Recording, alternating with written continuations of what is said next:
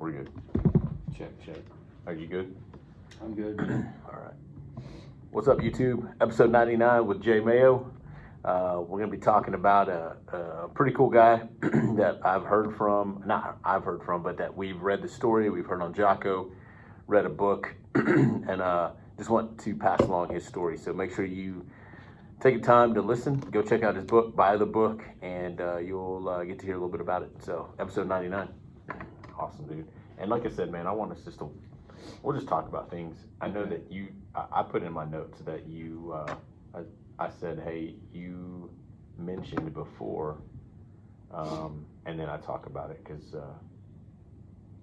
when his dad taught him what justice was, when he was bullied, you and I discussed the fact that he just fought for what was right. So he was not the biggest guy, but I think I just wanted to talk a little bit about that. But I just highlight points, man. Basically, getting down to the actual day that it happened. So Yeah. All right. Let me see. Make sure. Dude, have you read his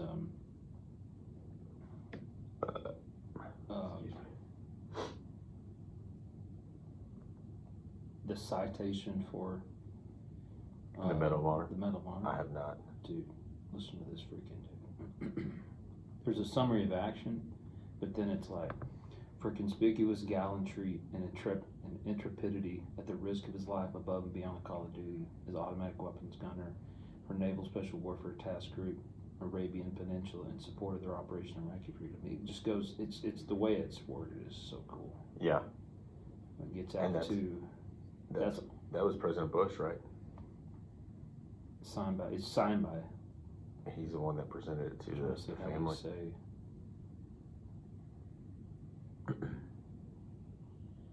The officer Monsoor took position with his gun. Yeah.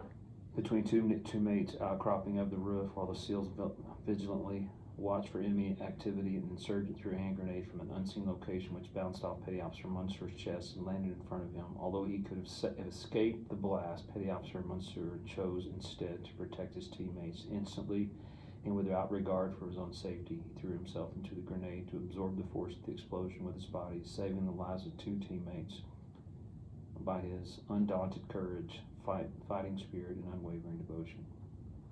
Man, maybe you should read that towards the end. Dude, it just... Yeah. Maybe I'll just call to that part at the end. Or at one of those. To not... Yeah. Like... all right, so... Execute a coordinated attack by...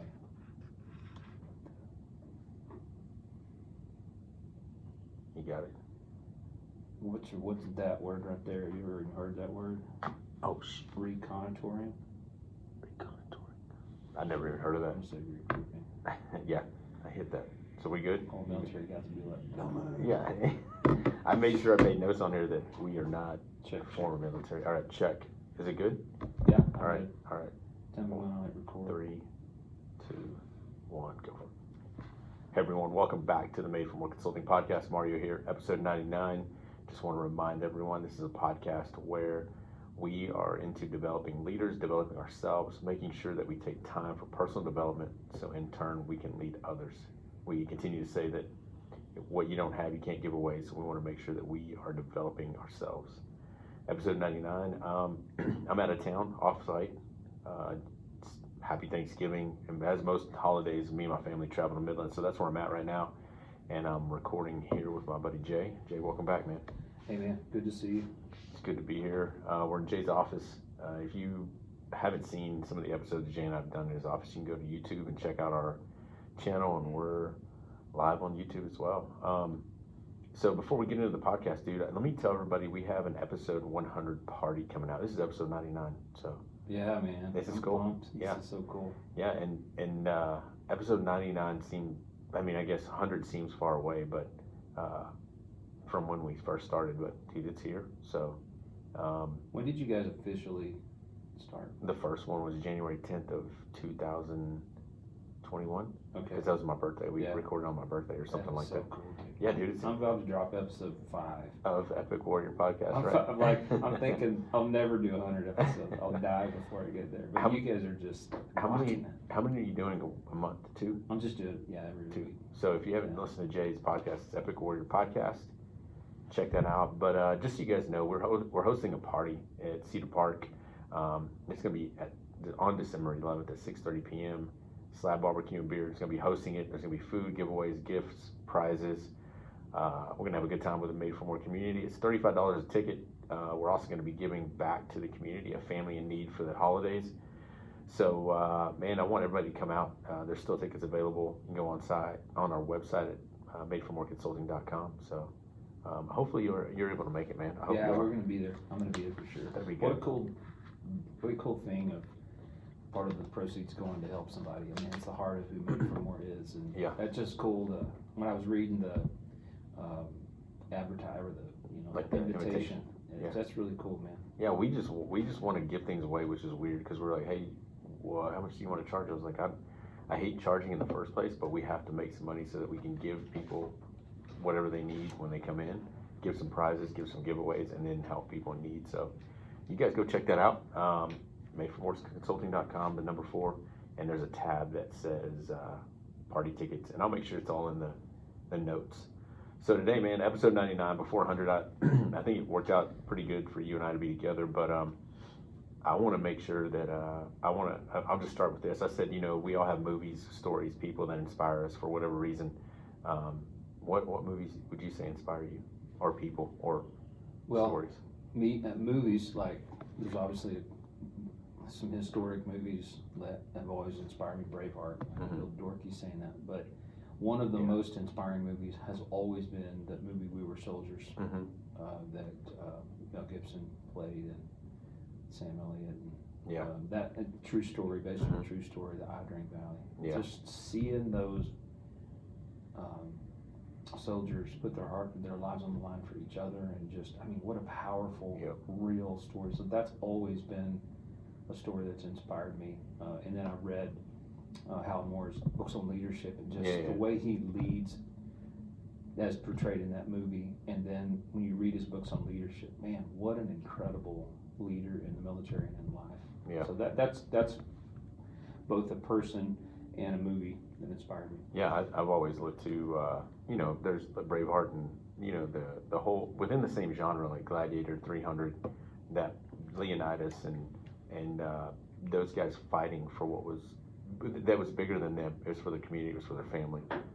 So 300, and then what's interesting is I was having a conversation with a buddy, and I said, like, the story of Joseph, just being beat up, beat down, but he never gave up, but it was always for a bigger purpose. Yeah. So if you've never read the story of Joseph, it's in the Bible. You guys can check that out.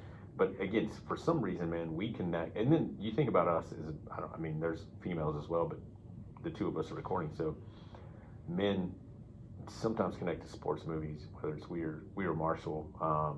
What's the one with Alabama? The black guys and the white guys and the segregation, they had to come together. Denzel Washington. Is it Denzel? Yeah, it's Denzel. Yeah, it is. Everybody right now is probably saying it. Gosh, but I can't say it.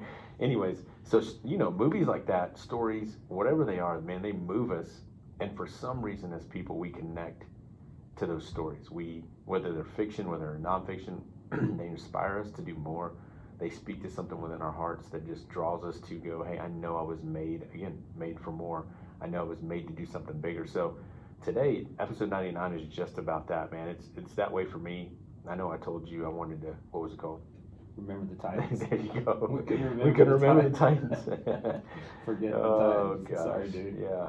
No, but so today is just like that for me, man. I know I've told you that I've encouraged you to go watch the podcast with Jocko. And again, all this stuff's going to be in our notes. But today, I want to preface this by saying today's not to take away from any former servicemen or women that have paid the ultimate sacrifices.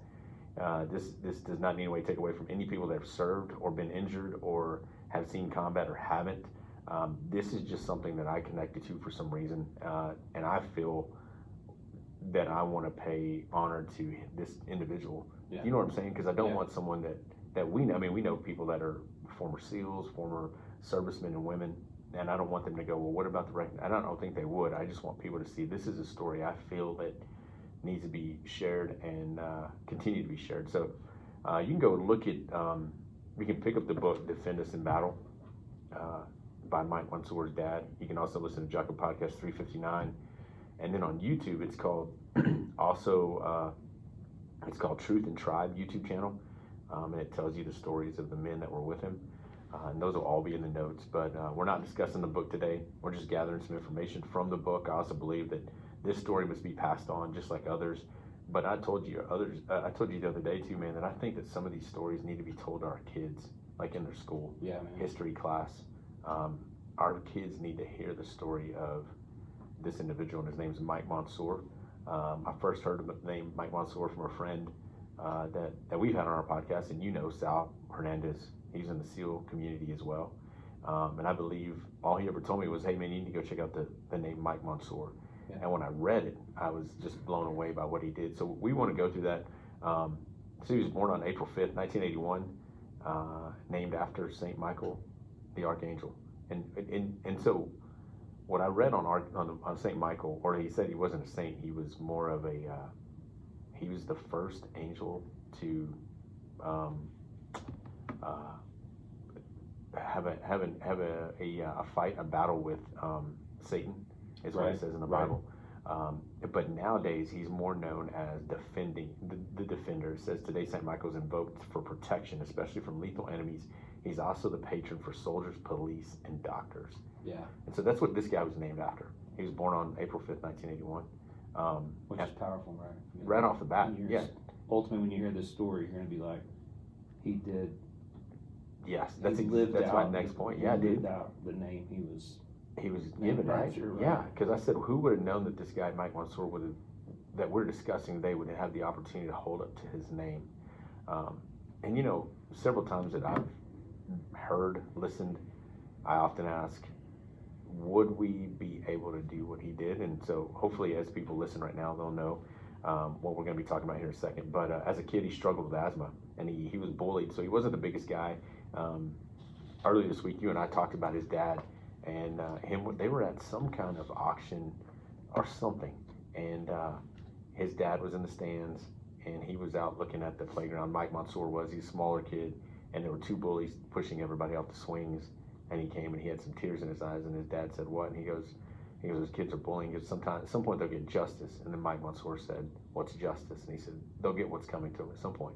Yeah. Well, then Mike went over there, pushed him off the swings, and got to a point where he was, I guess, he overtook them and pushed them and gave the kids back the swings.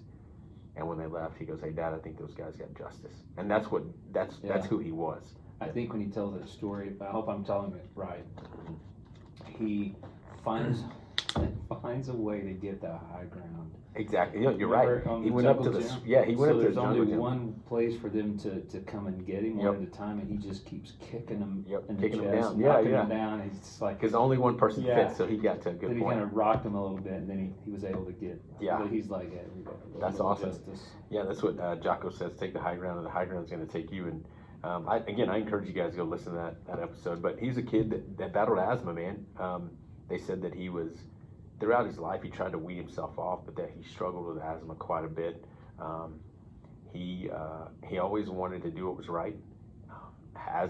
In high school, they talked again that asthma always had a hold of him. He never understood, though. This is what was cool. He never understood why people quit. He talked about in the book, and his dad talked about the fact that his JV team was getting beat down. They hadn't scored a point. It was halftime, and I think the coaches called the game. They're JV versus the varsity. The coaches called the game, and he was walking to the car, and his dad was saying, hey, why are you so upset? He said, I don't understand why they're quitting. We could have scored. And the dad was like, it's like 39-0 or 59-0. You guys were going to lose. He's like, yeah, but we could have scored. Yeah, it's like there was always a chance. If there was time left, there was always a chance to, for him in his eyes to win the battle. And he carried that on, man. I mean, not just from those bullies, not just to the football game, but we go on, and as you see his life progress, he joins. He says he's going to go out for the Navy SEALs. He wants to join the Navy. He wants to be a SEAL. arguably one of the hardest trainings, I believe, well, on this planet, definitely in our country, is SEAL training. They said he was in, I'm not sure if he was in Hell Week, or I know he was in Buds, but he was in the training. His feet were bleeding pretty bad. He went home for the weekend, and he was trying to recover. He went home to doctor himself up and get rest, and he went back, and his dad told him, hey, you're going to hurt yourself. Well, he went back to training to finish, and he did what most men do that don't complete the training. He took his helmet, set it by that bell, and he rang the bell to notify everyone he was quitting. And his dad said that was probably one of the hardest moments in his life, was because he quit. Yeah. Yeah. And what I've heard from former SEALs or people that have either been rolled back or didn't make it was, if you don't finish the SEAL training, you become a part of the fleet, which means they can put you anywhere for years on a ship, or not doing what you thought you were going to do, or not doing what you thought you were going to be wanting to do. So he quits, man, because of his feet were they were bleeding. Pull, yeah, like he couldn't. He said he ripped the bottom off of his feet, and he went back to train. And Jocko he explains that there's sand in your boots. Yeah. Can you imagine that, man? That's crazy. So right off the bat, he quits. But what does he do? He has to go overseas. He serves for a couple years. But he told his dad, hey, I want to come back and be a SEAL, and I want to go try again. And he knew his son would make it, so he goes back to Buds. He completes SEAL training. A Hell Week, they said they only get a couple hours of sleep. Again, you can go back and look at any of this stuff. And what we're doing, I want to build that this guy quit. He came back to Buds. He completed SEAL training.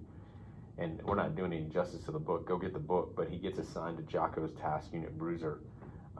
They go overseas, and Jocko said that they were going to go do some kind of operation or op, and then they got switched, and they told him, hey, you guys got to go to Eastern Ramadi, which it's horrible there. And Jocko said, let's go. And he told them that, you guys don't have to go, but I'm going to leave the room, and whoever wants to go, write your name on this whiteboard. And he said everyone wrote their name. Yeah, man.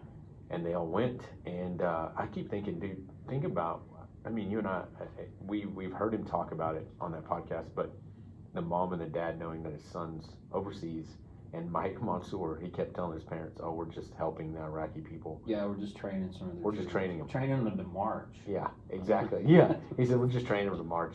Yeah. When when you read it, you realize that he was just telling them what he felt like they needed to hear, because he didn't want them to worry about him while he was over there. Yeah, I think I can't remember if he had brothers and sisters, but you remember his dad would say, every once in a while they would walk into the bedroom, and his brother would have like pictures, like, hey, what's that? Yep. Oh, nothing. And he'd be sending pictures of what he's probably really doing. But and his mom said she'd walk by and see what was going on the news, and she said she knew inside that he was not just teaching soldiers or Iraqis how to march. Yeah. And that he would never tell them that things were bad. He had his own little setup. Jocko talked about having his own little setup in his tent. And then this is where I want to mix what the YouTube video shows with the other three guys, the other SEALs that were on the roof with him that day. But they said that they're wrapping up their deployment. They go and they said, hey, we're going to go out one more time. And Mike decides to stay. Mike Monsoor decides to stay so that one SEAL could go back home, because his wife was pregnant, right? And I believe that guy has a book out called The Last Punisher. He's from the East Coast, but anyways, Mike Monsoor decides to stay, and they say, hey, let's go out in deployment. But what I wanted people to hear is that, man, I guess when you have all your stuff over there, you put it back on pallets and you wrap it like you're going to send it back. Whether it's like an inventory, you take an inventory of what you have.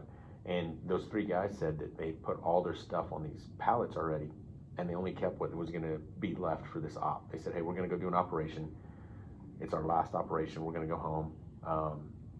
So whatever you put on the pallet, leave on the pallet. Don't take it off, because we're going to have to re-inventory if we do. So they put all the stuff on the pallet, they wrap it, they get ready, and they roll out on their last operation. So it's Mike Monsoor along with Jocko's task unit, Bruiser.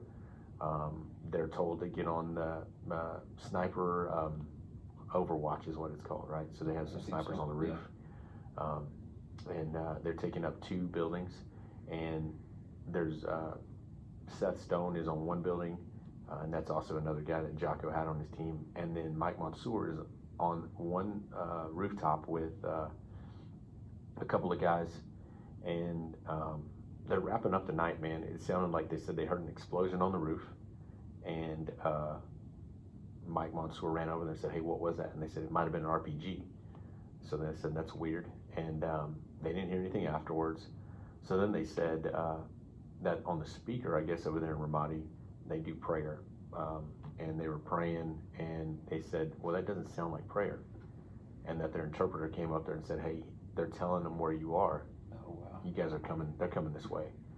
And so they're on. So if you can picture it, you have two rooftop buildings, and you can go look at this on YouTube, and they'll show you some animated videos of what happened. So there's two units on two different rooftops, and Mike Monsoor's on one of them, and now they know they're coming for him, and they start taking some fire, and Mike Monsoor is towards the back, and after that first explosion, he moves towards the front, and this is what's crazy is that he has a guy to his right, a guy to his left, and they're just sitting there watching Overwatch, and all of a sudden they said what looked like something just flew over the top of the roof, hit the rooftop, barely made it over, and then Mike Monsoor yells, "Grenade," and Mike Sorelli, who's from Austin, Texas, looks at Mike Monsoor. He said the last thing he remembers is Mike's yelling, "Grenade," and then the reason I feel like we should continue to tell this guy's story is because what Mike did was he just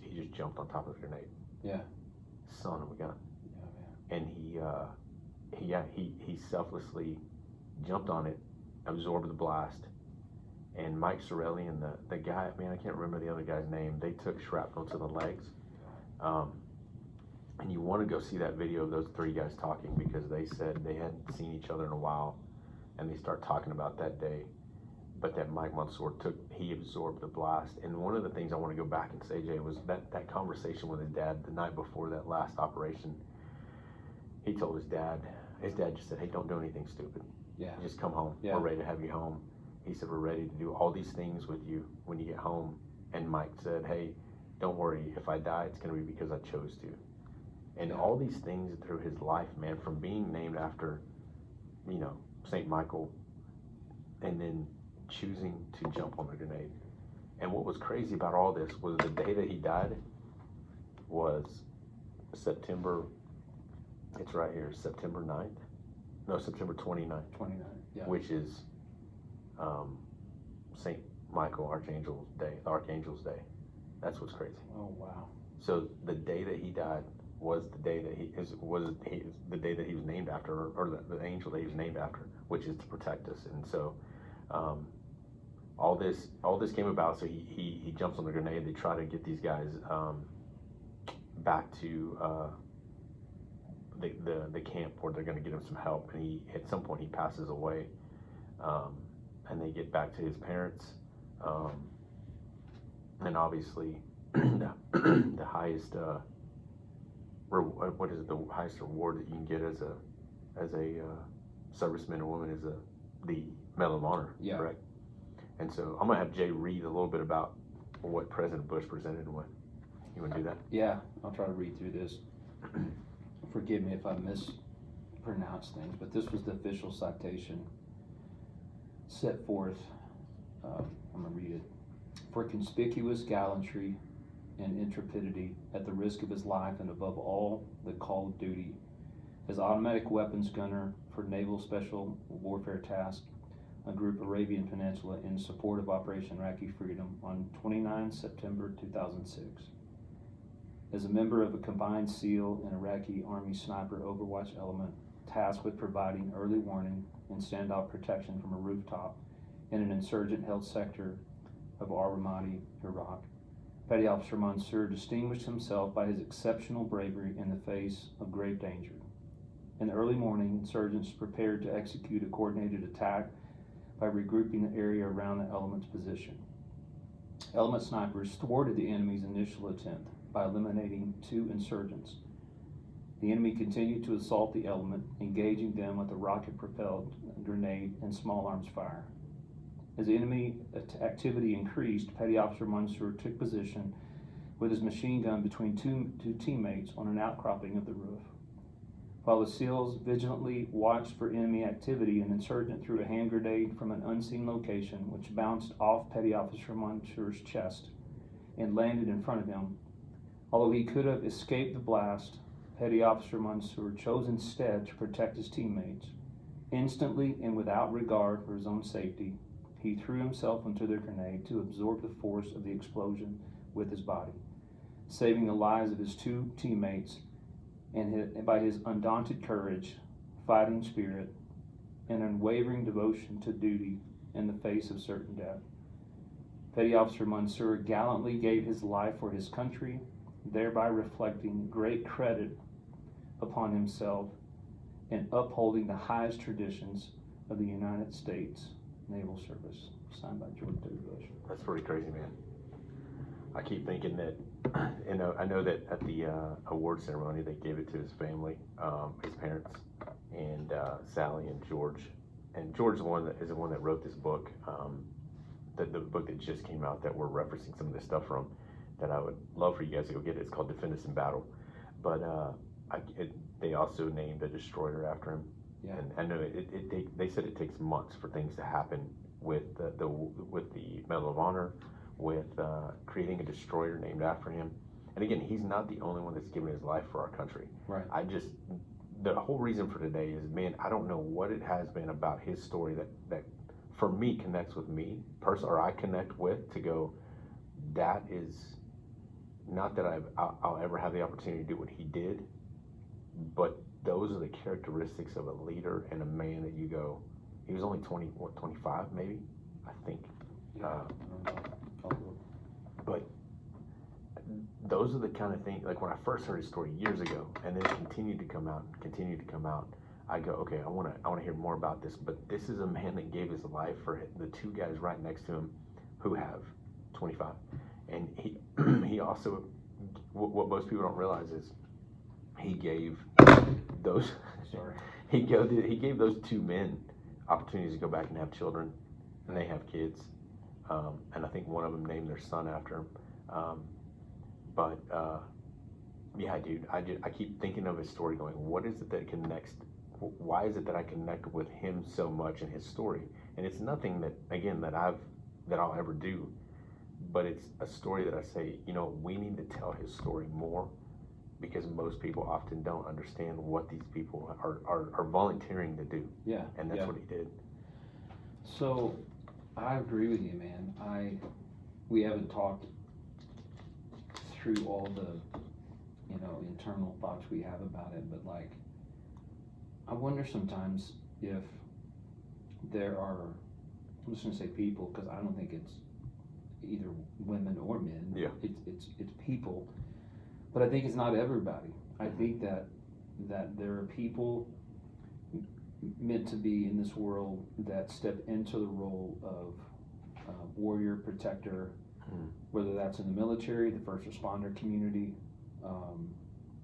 and even I always feel like, here's the cool thing for you and I, and sometimes we feel we have a deep respect for the military community and first responders, and so at the same time we always feel like, why do we resonate? I don't know. We don't deserve to act like we, Yeah, exactly. But I'm just going to say what I'm going to say. But I'm like, even outside of that, and I think part of the journey you and I have walked in our life is feeling this sense of calling to give our lives selflessly for helping others and for the sake of others. Have we jumped on a grenade? No, I'm not talking at that level, but I think it resonates because you and I have wrestled in our lives to go, I don't want my life to just be about me. I want it to be about something bigger than me. I want it to be about a mission. I want it to be about the rescue of other people.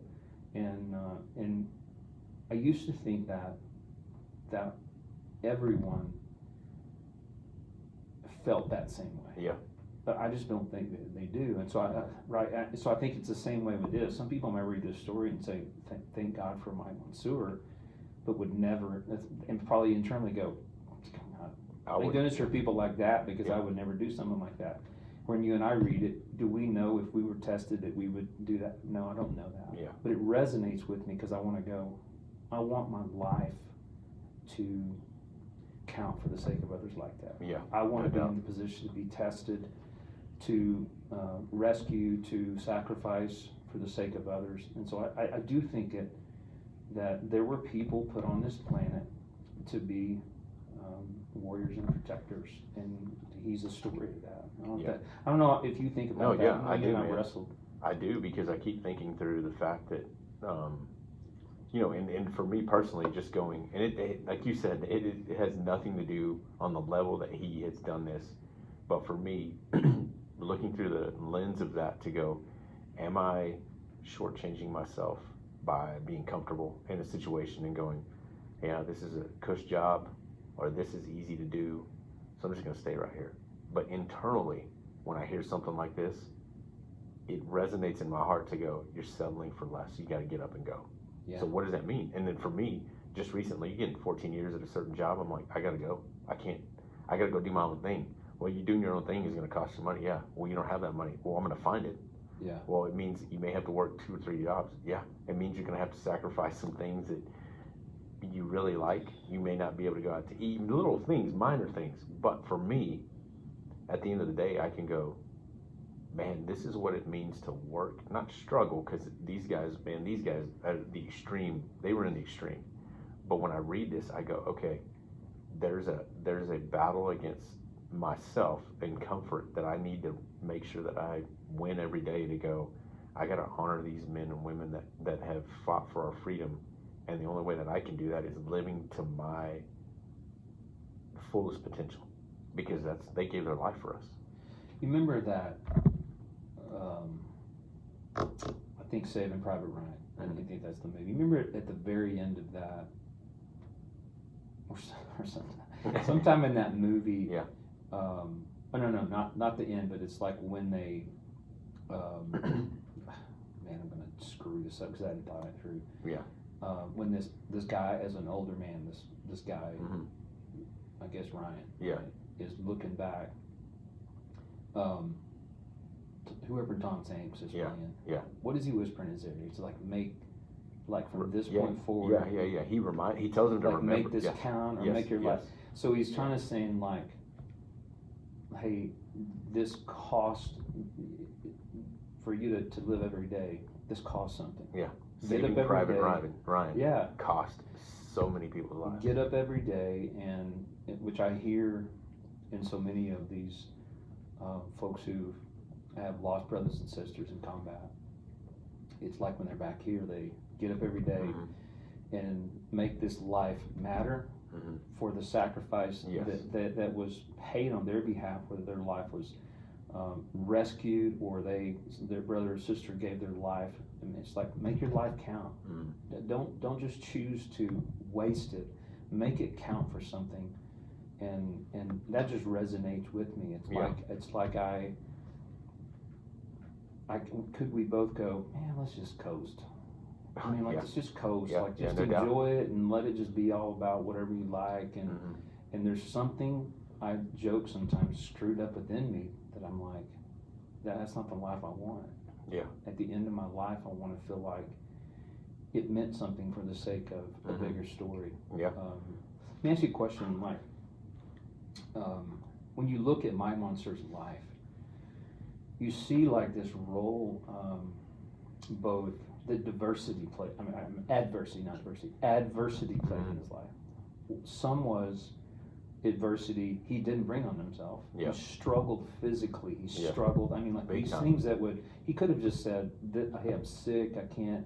Like I even that's that, like I can't run. I'm just going to give into. And again, I'm not saying that there are illnesses, so please don't hear me say that. But adversity, unintentionally, and again, in so many of the stories of these men and women, intentional adversity.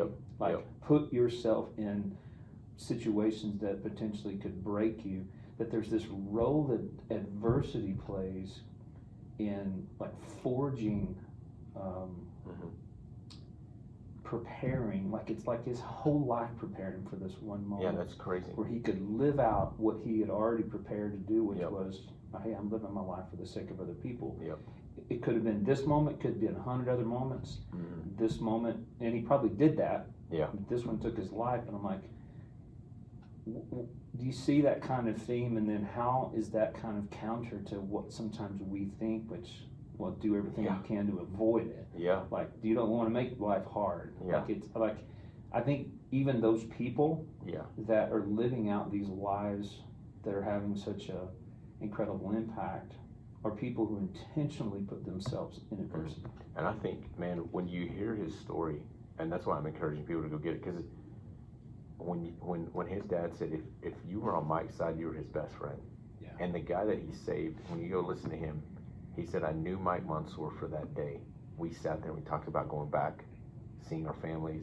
He said, that was the most time I've spent with Mike. And then he gave his life for me. He said, I regret not knowing him more. But while we were laying on that rooftop, he said, we talked all day about going back, what we were going to do, what he was going to do with his son and his daughter. And he gave his life for that. So I think it was preparing him for this whole way. But what they said was he was always so selfless. He knew who had kids, when they were going to have kids, how many kids they had. They said he knew all this stuff. He wanted to know those things. His family sent care packages for all his guys. But Mike Monsoor was a selfless man. And I think, again, when it goes back to us, I think that for me, and you were saying those things, and it only a few things come to mind. I can make a choice. I don't even know. It's so hard to put the examples because he gave his life for something. For us, it'd be like saying, hey, you know what? I have this, not a disease, but I have this problem when I eat, and we get acid reflux. Well, why the freak are you going to go eat the same things that keep messing you up? Because that's what I want to do. So you're going to intentionally put yourself in a place where you're going to hurt yourself. Yeah. Why? Because that's what I want to do. Okay, but if I'm going to get better, then I need to change my diet. I need to work out. I need to stop eating these things. And I'm making a small example of this because for me, I'm seeing that it all comes down to one thing, a choice. Yeah. And I think the thing that I've seen in his story, and that little example I gave about eating, is if I'm going to make things, it's going to cost me. I'm not going to like all the stuff. I'm still going to have to make the choice. But one of the things that you can tie it back to, regardless if it's eating, working out, giving your life, whatever it is, when adversity comes, whether it is small or big, legacy, I believe that legacy lives through the choice of choosing sometimes the path of least resistance. Meaning, I don't want to wake up at 5 a.m. I don't want to go run. I don't want to do those things. I do those things so that it can prepare me to go. I need to be my mindset for me needs to be in the best place so that I can give to others. And I'm in the best place to give to others when I take care of myself, my body, my family. So the reason I do those things is so that I can give to others. But those things cost me. They do cost me. They cost me because I'm giving such a small example so that people that are listening can hear to go, well, how can this play into my role? Well, if you want to lose weight, you gotta pay a cost. Yeah. Well, I don't want to.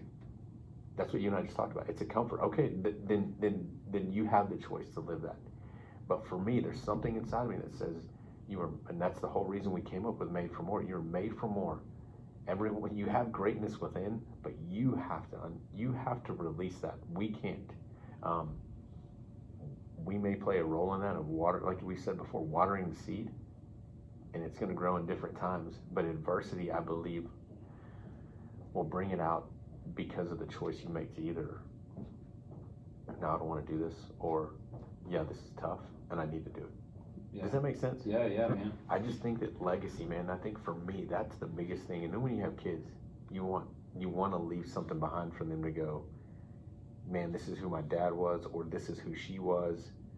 And I don't even have any connection to him, but to go, man, his legacy should live on, not just in a destroyer ship or not just his name, but man, on his gravestone, right, on his tombstone, it says no regrets.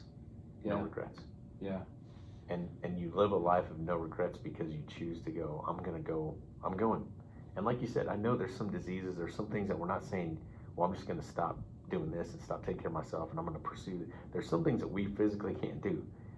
But internally, I think you and I know, I feel, and that's why I think I have a hard time portraying this to people, but I feel like sometimes when you and I are called within our hearts, you know without a doubt, I need to go do this. But you have a choice. You don't have to, or you can. And again, I go back to mine is that 14 years at Rock Point, it wasn't bad, but I knew without a doubt, man, in my heart, even feeling like I was going to let down my friend Shane and our friend Shane, but I knew without a doubt if I didn't step away from ministry, I was letting myself down and my heart down to go, there's a bigger purpose out there than what I'm doing right now. And I'm not saying that wasn't a purpose or a big purpose. It was God calling me in my heart to go, it's time to go, because you're not utilizing your gifts to the potential that I've called you to, and I need you to go. Yeah. Does that make sense? Yeah, it does make sense. I think, like, maybe throw some thoughts out to you. Like, I think a way to look at it is, we're talking this week about this, maybe not a misconception, but like I was meant to do something in this world. Like, meant like singular.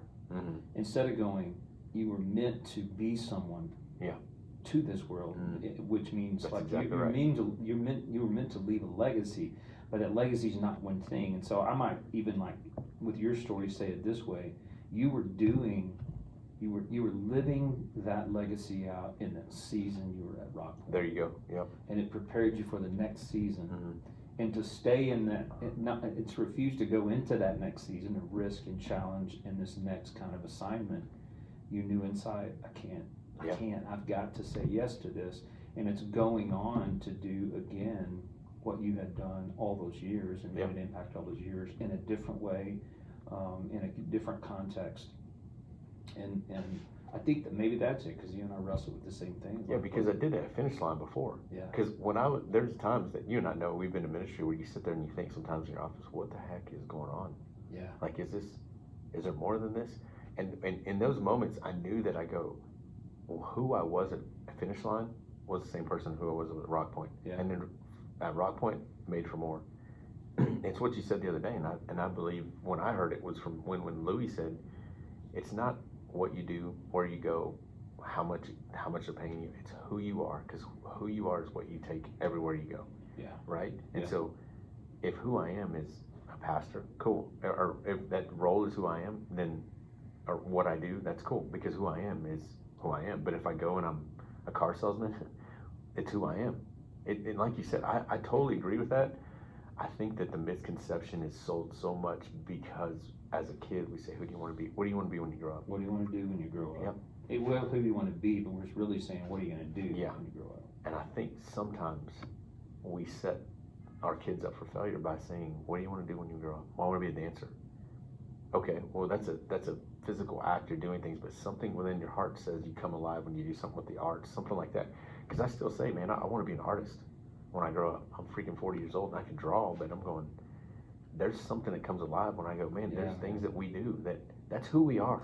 I wish we would like we can change that. I wish the freaking education system would listen to this podcast and listen to us, and they would shatter all of the ridiculous preparation and questions that we carry into, I'm not blaming it on them, but we carry it into life thinking we were like what we do, and even defining what that means. Like, you're like, I'm going to be a dancer. Okay, but trying to help people think at like a different level of understanding. I want to create. Mm-hmm. There you go. I want to create art that makes people find meaning. Or, like, for me, again, you've heard me say over and over, and again, I'm trying to figure out what is it that I've always been. It's not counselor, pastor. It's not necessarily that may be some of the context I did it in. Yeah. But it's like I feel called since the day that I was sitting in high school, my senior year, and my student minister was like, what are you going to do? Right, what are you going to do next? And I'm like, well, I told him I was going to be a geologist or something, because all my family was in oil field, so I was like, I don't want to be on like a rig and pinch all my fingers off. I think I'll be a geologist. And so he's like, well, I think you'd be good at that. And he said, you ever thought about, and what he said was probably talking about vocation more. He's like, you ever thought about ministry? I think you'd really be good at that. And I remember in this moment literally saying this to him: if I could help people find God, I'd do that Yeah. for the rest of my life. Yeah. And what it began to refine into was, I always find myself, no matter what the quote assignment like counselor, pastor, for a season in the church, for a season in business world, crossing paths with people who had broken stories, Yeah. horrible moments, and that I was led into that moment to kind of bandage up wounds, help them make sense of the story, get back in the fight, like some kind of spiritual medic. Yeah. And I'm like, that's who I am. It's not even what I was made to do. It's who you are. That's who I'm going to do that in 1,000 different ways, in 1,000 different contexts and assignments. Yeah. And so it'd be weird if you not get, like, the number one question we always say as guys, what's the first icebreaker question if you're standing around with a group of guys? So, what do you do? Yeah. Right? Would it be weird if we were like, so, who are you? Who are you? Yeah. Who are you? Yeah. I'm like, what are you talking about, bro? Yeah. I'm like, who are you to this world? Yeah. Man, I'm just a guy who steps into broken moments and helps people make sense of broken stories, get back in the fight. Of course, that'd be weird too, to be like, okay, Yeah. I'm a geologist. But I think there's something within us that we feel like we were meant to live out. Yeah. And like Monsoor, and so many of the people we talk to, whether it's military, first responder, like Mike Ball again, like in 4th grade. Yeah, exactly. He would put a poncho on and turn the water on in the shower, Yeah. and envision himself in Vietnam. Like, Yeah. what 4th grader? Yeah. Like, what 4th grader does that? Yeah. Okay, Yeah. so you have to believe that Mike Monsoor, I mean, whatever you want to call it, I don't even care what you call it, and I don't care if you disagree with it, you can, Yeah. who was named after this saint, Yeah. who was the protector of the protectors. Yep. And the day that he goes on to live out a life as a protector, and ultimately gives his life protecting his troops, soldiers, and on the day. Yeah, on the day. That is the day that you recognize. I'm just like, okay, there's a degree in which you said, man, he lived out who he was supposed to be. Yep. In this world. Yeah. And even in tragedy. Yep. And that's what we all want. I think we're like, and I think that's what calls my us life to like count, and I want to make sure I don't miss what I was meant to do or who I was meant to be in this world, because I want to have left a legacy that people look at and say, live for a mission. He did the hard work to prepare.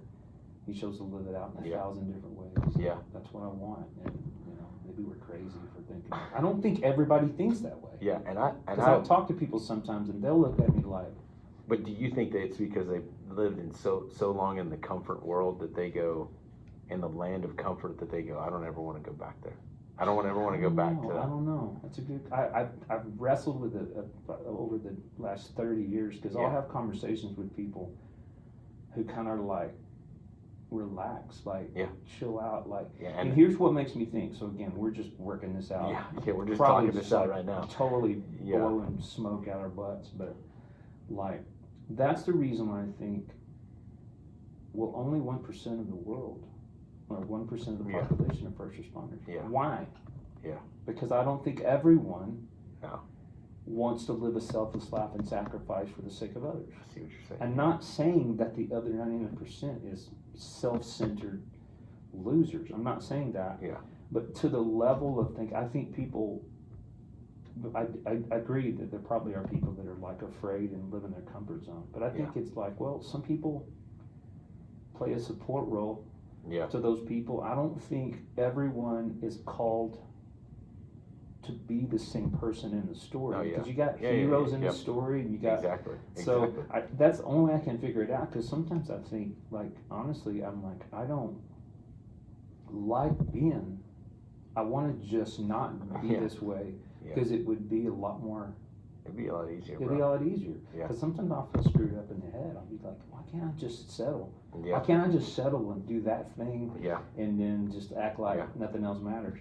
And so I don't know. I'm just that's a good question. I don't know. I think some people are living in comfort. But. Because to me, I think that, like you were saying earlier, is you have a band of people, a group of people, and you're the medic, let's say the person that's helping people walk through life, each person on that team, I believe, plays a role, but most of them may not know the role they play because of the choices they've made to cover it up or just to run.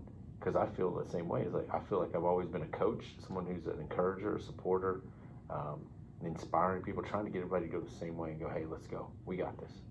And that's not the medic, but that's something that's needed on that team. The two of us going, hey, okay, I'm going to rally these people. We're going this way. Jay's this person, this person, this person. But I think there's people on that team that are going to go, nah, I don't want to do that. Why not? Well, and like you said, and maybe it is just they just don't want to. But I'm just afraid. I'm afraid for people that I've met that go, I'm okay doing what I'm doing right now for the money, or for whatever it is, but they know internally that they've been called for more, but they're just sitting. And I'm not judging them. I'm just saying, man, what can I do to help you get to that fullest potential? But I can't do it because it has to be a choice by them.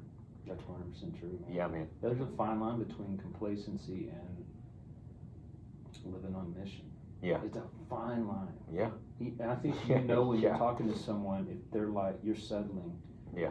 It's different. It's different than saying, like, I feel like I'm in a groove of where I need to be. But you can tell when people are like, you're just settling. Yeah.